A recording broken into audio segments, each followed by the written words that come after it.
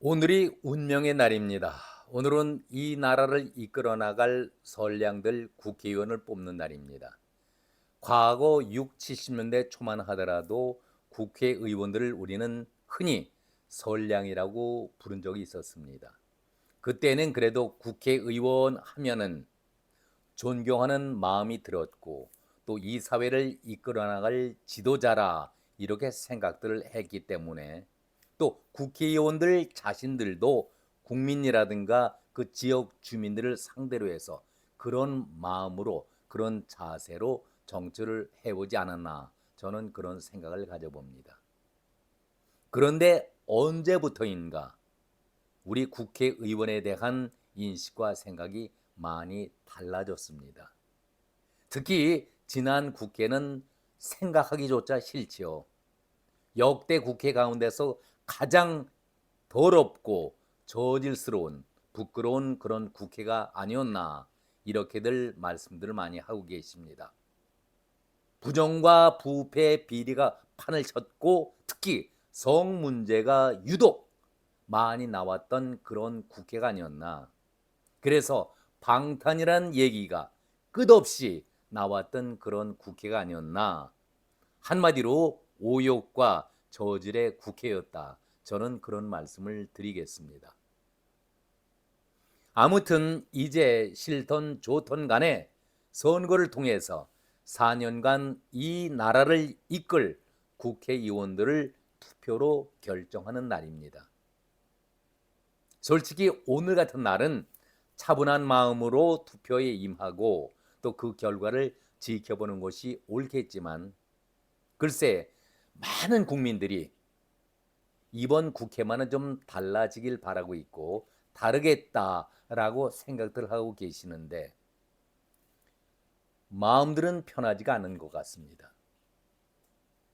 4년에 대한 걱정이 앞서고 있기 때문에 그런 마음이 앞서고 있을 것이다 라는 생각 때문에 저도 같은 마음을 갖고 있습니다.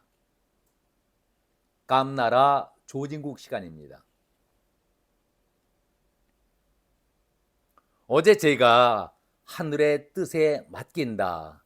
지인인사 대천명이라는 말씀을 드린 바 있습니다. 그리고 또한 어떤 신문 사설에서 걱정을 너무 하고 있기 때문에 최악의 이번 국회에다 여기에 다가올 국회는 최악이 아니라 그 앞에 더 최자를 붙여서 최악의 국회 22대 국회가 될 것이다. 우려와 걱정스러운 말씀을 사설로 썼다는 말씀을 드린 바 있었습니다. 오죽하면은 기자가 선거에 나선 후보자들의 면면을 살펴볼 때에 정말 저질스럽고 막말과 자격이 없는 사람들이 버젓이 후보로 추천을 받아서 또 당대표는 이것을 감싸면서 힘을 과시하고 있기 때문에 보나마나 이번 국회도 21대 국회 못지않게 아니 더 최악이 아니라 최악의 국회가 될 것이다. 걱정을 했던 것 아니겠습니까? 그리고 어제 고교연합 단톡방에 올려왔던 그 얘기 정말 더러운 세상이구나. 그 말을 하면서 옮겨왔던 그 말씀도 제가 인용을 했었는데 너무나도 구구절절이 옳은 얘기고 우리 시대에 우리가 꼭 알아서 투표에 임할 그런 마음을 주기 때문에 다시 한번 정리해서 말씀을 드리겠습니다.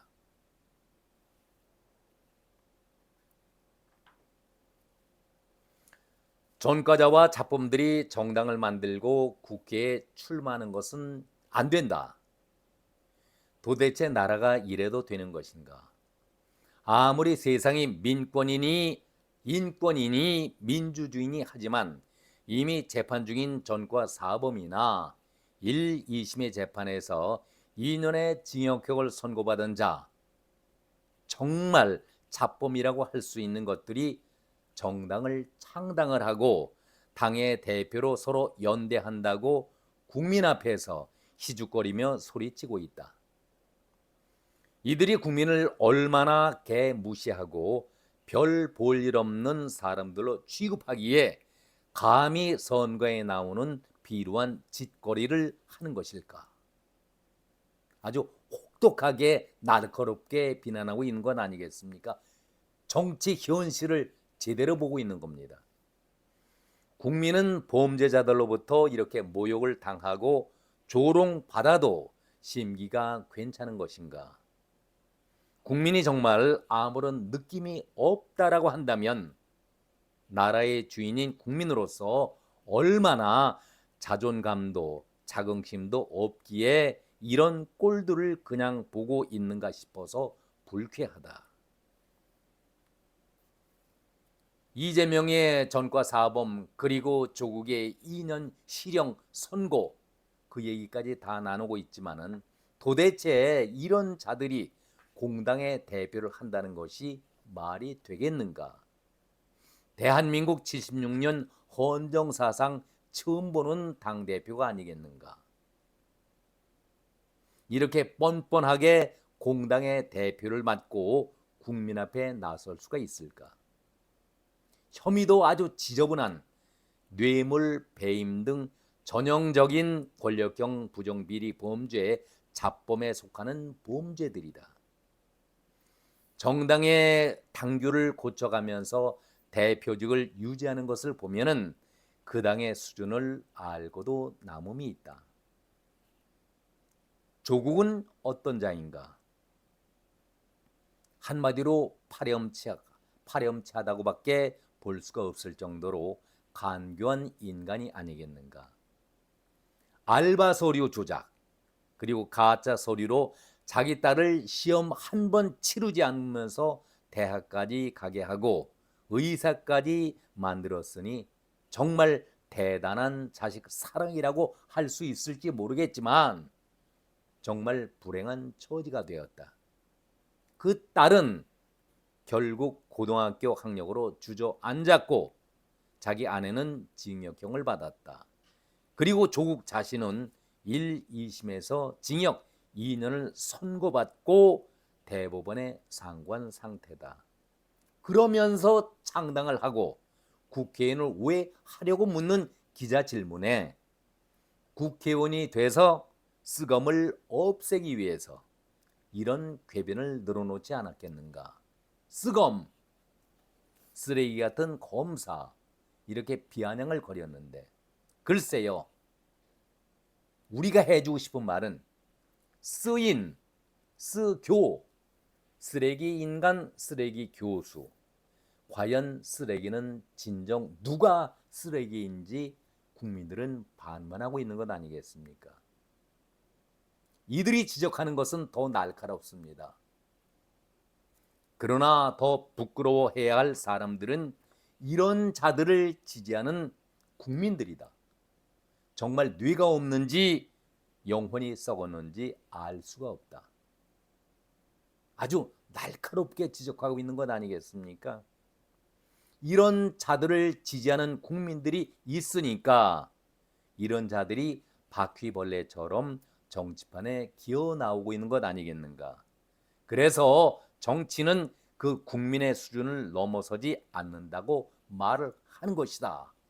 이렇게 촌철살인의 아주 뼈아픈 그런 얘기를 지적을 했었습니다.